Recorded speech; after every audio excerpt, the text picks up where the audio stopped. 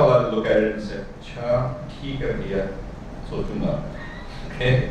So for us, quality is about meeting and beating that expectation, right? Not your expectation or my expectation. That customer's expectations. So, my experience behind it. How much of your dream do you think you have achieved? That is to give the education to people, to rural people, and what are the challenges you are facing now? So how much of the dream have we achieved? We think we're at the starting point, right? Right now, we're still evangelizing the idea. We are we are instigators. We are guys that are pinching wrong people at the wrong places to get a reaction out of them. Okay, this is the only stage we're at. We're trying to disrupt. Okay, and as a result of that, we're trying to create a name for ourselves. Right? We're using that kind of disruption to create awareness so we can sell product. Okay. Look, the market from India went from 250,000 units to 3 million units. We think we had something to do with it. Okay, and the market's going to continue expanding. It's still a drop in the ocean, right? I mean, if my belief is that 560 million Indians are going to have internet access, 3 million is what 200 years later I'll get to 560 million, right? So just the start. But this is why I think that it will grow exponentially. I think that 3 million will become 6, 6 will become 10, 10 will become 30, and so on and so on. And in 5 or 6 years, we'll turn around and say, wow, it actually happened. Will I be there? I don't know, right? How well we'll do or not do, there will be competition. It's rare that the guy who's the instigator is the guy who dominates the market. It's rare. Sometimes it does happen, right? Look at Facebook, right? They came in and MySpace and others went out and they also, but we don't know. But we're just at the start. I should ask, how much over my time have I gone out? Too much. For the lack of time, we will have to wrap up the question and answer session. Thank you so much, Mr. Tuli. Thank you. Thank you for having me. Task of being sandwiched, which is one great talk and one hour to come. I do my best. Before I get into an introduction of our Vidyarthi Student Project Initiative, I want to tell Mr. Tuli one thing, that he mentioned that you can use this device as a pacifier and animation for the 8-month-old kid. Sir, I want to tell you that you are overestimating. You have tried a 6-month-old and you are theory reports. So, I would like to introduce about our Vidyarthi, the Student Project Initiative, which shortly about yes will formally inaugurate. Those of you who come from a programming background might have noticed that the word Vidyarthi has been capitalized twice in the middle, Vidya and Arthi. That's in the C++ formats for a compound variable. It is one. We see it as a threefold concept. I will briefly touch upon 3. The term Vidyarthi itself, the way we see it, first of all, it says student-driven project initiative. Students, you are the people who will define a project, scope it, execute it, and finally deliver the results. There is Vidyarthi based. We also see that as broken into 2 parts, the Vidya part and the Artha, the task, economy and value added. We see this project as something like everybody most people do, as something we learn. We execute a project and we get Vidya out of that as students.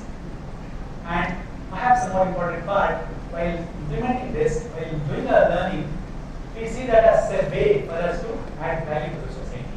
In terms of a sustainable initiative, in terms of a social initiative, and various other aspects. So in that sense, we have named it as a Vidyarthi Student Initiative. The second aspect I would like to briefly touch upon is this initiative is from MYRA's side. This is our platform to make it into a continuous process. These student projects often, most colleges do, most programs do have student projects. Most of them tend to be like this trading spark. You students come with a spark. It is ephemeral, it flies and it disappears. Likewise, most student projects. Students do the project, they may be value, there will be a lot of value, but when students leave, the project also goes away. We would like to, this project, a spark becomes a flame when it meets the foundation of fuel, which makes it continuous. From MYRA, we want to provide this initiative as a platform to make this project continuous. We want to liberate this project from this academic cycle where one group starts a project, real life, especially the social initiatives and sustainable initiatives, don't necessarily follow our classroom academic cycles. So we want to liberate that. We have this flexibility of one group starting a project, completing their cycle, and another group can take over. So we see this as a way to make the student project process as a continuous process. Indeed, when recently we met one of the very famous key persons in Mysore, who has done very human work in terms of social initiatives, in terms of medicine for tribals, education in tribal societies. He very bluntly said, we don't want to work with you as students. You have no continuity, you have no commitment. You come, take like a holiday, do something and disappear, whereas my need continues. So this is our attempt at making it continuous, adding continuous value to that. And the third aspect I want to touch upon is, all of us, all the students here, we are going to be in management education, we will be managers. We would see this, managers build solutions. Managers take the tools, apply them in the field, and get value out of that. But oftentimes, from the learning perspective, the ways people use a tool, with our distinguished guests today, we have both among speakers and in the audience, people who have developed wonderful tools which are waiting to be applied and exploited. And when these tools are tried in the field, many times the way people use those tools, some of that Mr. Tuli already touched upon, how people are using cell phones today. That is almost as fascinating as the tool itself. So we see this as the third aspect of the Vidyarthi initiative is we see this as a platform for all of our students to take these tools, apply them in the field. To give some examples of projects which we are already considering, we are looking at a project of evaluating tablet devices like Akash in mobile education for adults in the field. We are looking at a project where we are looking at it, marrying a device like this with an information aggregation project and work with architectures. On a smaller scale, we are looking at a project.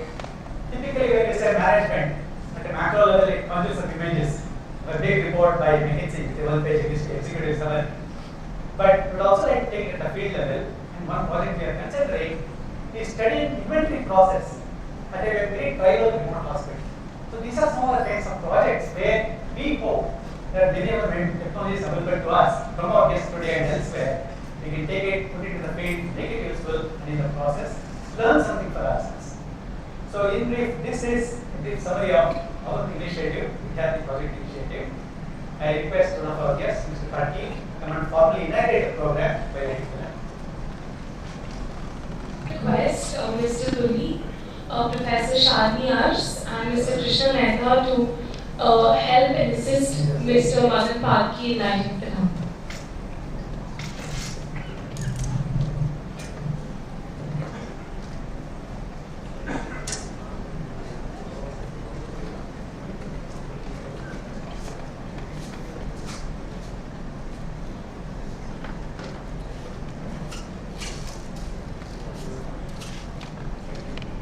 Let's go.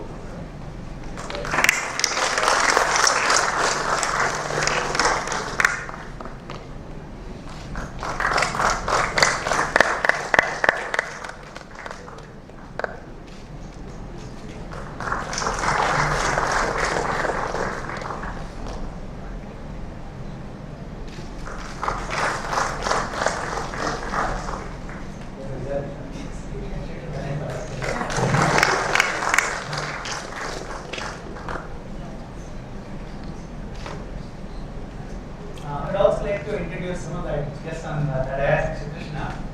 He is the chief of a company called Robin. This is a company which I mentioned, which is working as an information aggregator, working with people in the agricultural field.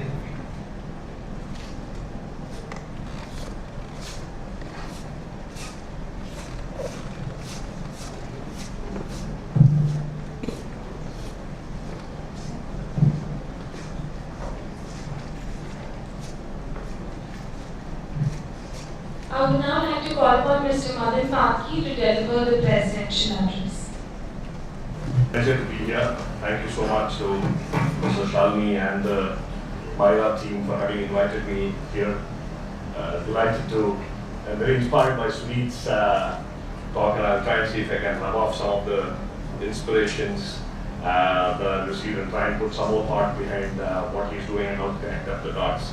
You need to bear with me for a minute where I set up a company called Presided way back in 2000. And assessments itself was an unheard of space, and we realized that with the Indian IT BPO industry growing, there'd be a need to measure skills quantitatively and map them up with companies, and that's how Presided was born. One of the things we did was to do a variety of employability reports. So we did the first engineering employability report, MBA employability report, so on and so forth. And my word was there is some black and white, some are employable, some are not, and that's the way the word is. Right? 25% engineers are employable, 20% MBAs are employable, all the statistics that we heard. Where evidences we will see day in and day out, because we've assessed about 2012, 2011, we had assessed about 10 million people for the IT industry. Right?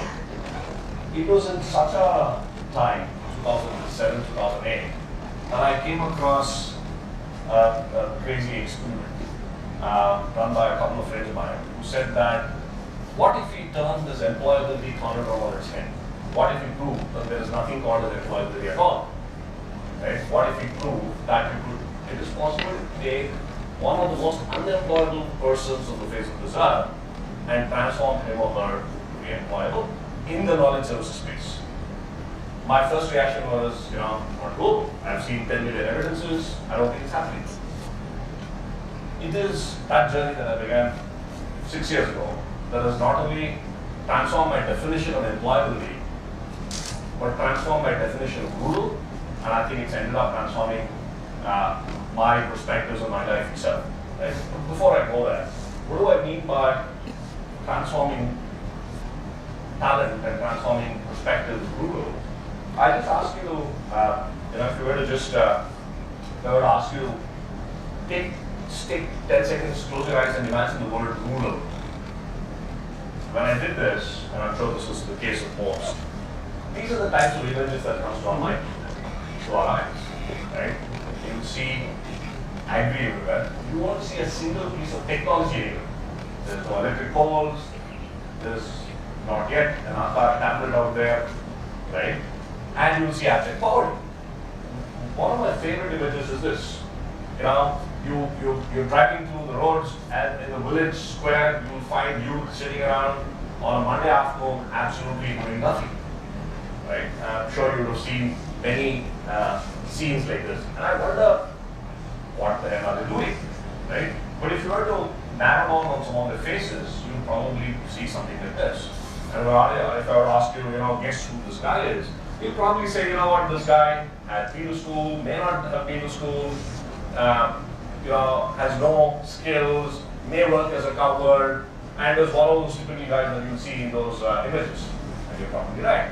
In fact, this was the guy and 8 others who transformed a lot of definitions for me, and I'm continuing to transform. A guy called Ramesh was the first batch of the training when this crazy experiment happened. We convinced Ramesh and his parents to let go of him. We paid 300 rupees stipend a month and told them that we're going to take him over to Bangalore and we're going to teach him English, math, computer skills, logic, and make him a knowledge professional. And parents asked how long. We said, we don't know. And they said, have you done this before? No, we have not, but we're going to try. Right? This is the same Ramesh. This is the Ramesh after the first day of training. Just play the video. Let's see if it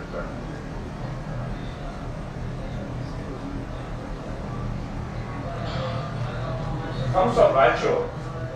A village near Raichur, has never been to school. Never had a pencil in his life. Works as a cowbird. Earns about 10 rupees a day. Classic story. Father has 2 acres of land. Arid. No farming. 12 siblings. None of them have gone to school. All of them together earn about 3,000 rupees a month. Right? He used to pick groundnuts, earning about 10 rupees a day. Ramesh and along with 7 others started the training program. Very intense, immersive, And the objective was to make him a knowledge professional, nothing less. We, in fact, naively hired a BPO trainer from one of those BPO companies who wanted during lunchtime. He said, "Are you mad? I mean, I can't train people in Bangalore. Expect me to train people like this, and that too in English. You're setting me up for failure." One of my colleagues, a partner who runs the company, training arm, or Rajesh, but he was from JC, used to work with, on mobile. He, along with 4 others, took up this challenge and said, "Let me start living with these guys. Let's figure out the curriculum on the fly." And they did. And day by day, hour by hour, we started the transformation happening. This is the same Ramesh after 7 months. I'm Ramesh from Lecture. When I was in my village, I did not know how to write even my name in Kannada. In my village, I always wore clothing. I never traveled on the horse. I did not know what the time and what the was. I knew only 2 things: go to walk on sunlight, came back home on sunset. I had never visited a city. I did not know about city life. When I first came to Bangalore, I could not speak to anyone. And I also skilled plus on computer. When I started to learn English, I was so scared because I did not know how to write anything. After the 7 months, I can type minimum of 40 words per minute. A month ago, I went to my village for my brother's wedding. My mother told me, "Please sir, come and have a seat." She did not recognize me. She asked, "Who are you?" I told her, "I am Ramesh, your son." As she did, then I showed my ID card on which earlier photo was there. She looked at the photo provided and after every moment she replied with tears of happiness. I never can forget that experience. Thank you.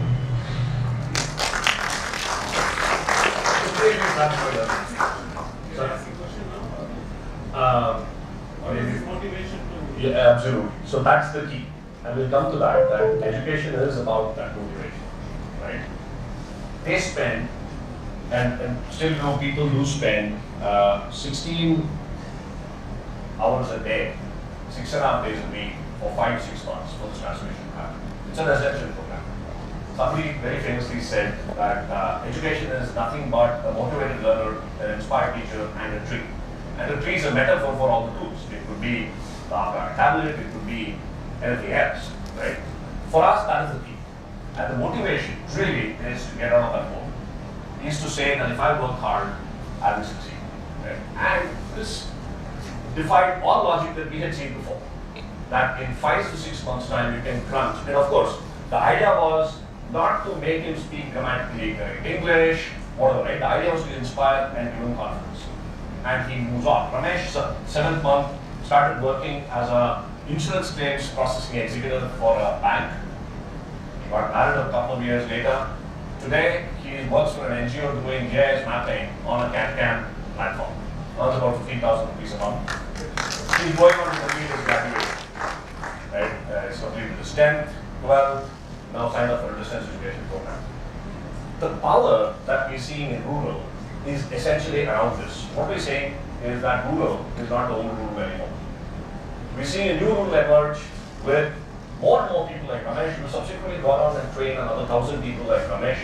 Of course, at extreme or zero grade, we realized that a graduate sitting at home in rural India was no better than Ramesh. Essentially, confidence destroyed, no work, willing to pick up any job and saying at 2,500 rupees I'll be out of living, and that's not possible either. We've trained people in Gadar, in Bidar, in Hindupur. If you take Ramesh at a scale of 1 to 10, our training program has got everybody at a level of 6, about 20% are making it to a 10. Right? And there's no selection process. The only selection we ask is how desperate are you, and we have a process to figure it out. Right?